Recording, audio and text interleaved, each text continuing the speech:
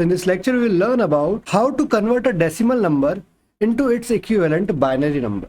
So basically, this is a very simple process. So without any delay, let's start this video. Suppose we have a decimal number like 21 and I want to convert this decimal number into its equivalent binary number. The first step, I will take the LCM of this number.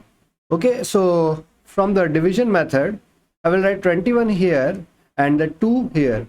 So it will go 10 times and remainder will be written here. After that, I will write 2 again, then 5, remainder is 0, then again 2, remainder quotient will be 2 and the remainder will be 1, and after that 2, then 1 and 0, and this will written like this. And now after that, we have to write these remainder in the form of bottom to top.